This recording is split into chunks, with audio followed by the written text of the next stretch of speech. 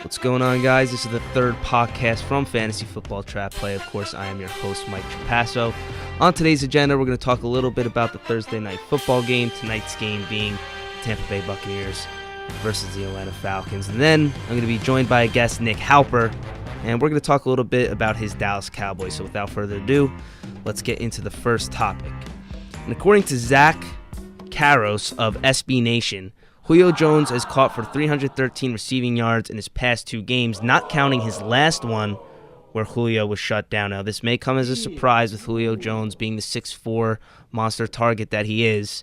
I still wouldn't overreact to this from a fantasy standpoint. Julio Jones is still, in my opinion, the top wide receiver in the league right now in terms of fantasy.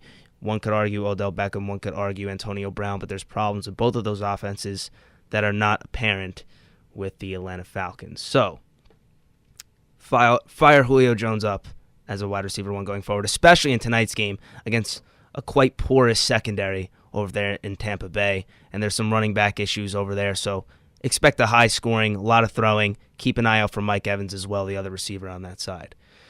So now we're joined by Nick Halper, who is a Dallas Cowboy fan. Let's get that out of the way. But Nick, just wanted to ask you, in terms of fantasy, what do you make of this statement by Colin Cowherd of ESPN?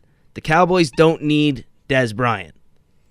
I think Colin Cowherd has seen a lot of football over the years that he's been covering sports, and I think he understands that the Cowboys were able to win a lot of football games without Dez Bryant on the football field.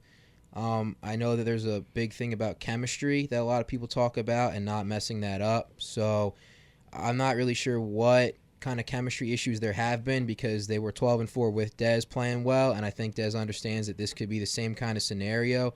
I'm not really sure what Colin Cowherd sees in the near future, but I know that, Michael, as you mentioned, you're going to need a Julio Jones to win you the big games. You're going to need a Dez Bryant to win you the big games. So you might want to make sure you keep that guy in your back pocket and save him for the big-time moments. Nick, really quickly, Ezekiel Elliott, running back one going forward, is he top five? Where do you see him? I mean, I think Ezekiel Elliott is obviously a top running back for fantasy. I hate to admit it, but my boy Alex was right. You know, they kind of been sticking with him, and again, circumstances were a little different at the beginning of the year, but he's shown a lot of patience. He's shown a lot of guts. I just wish that sometimes he would go out of bounds or juke a guy a little bit instead of just trying to truck him over. But again, he's a young running back. He'll understand what he's doing from here on out, and there's a lot of success going forward. Nick, thank you so much for joining the podcast.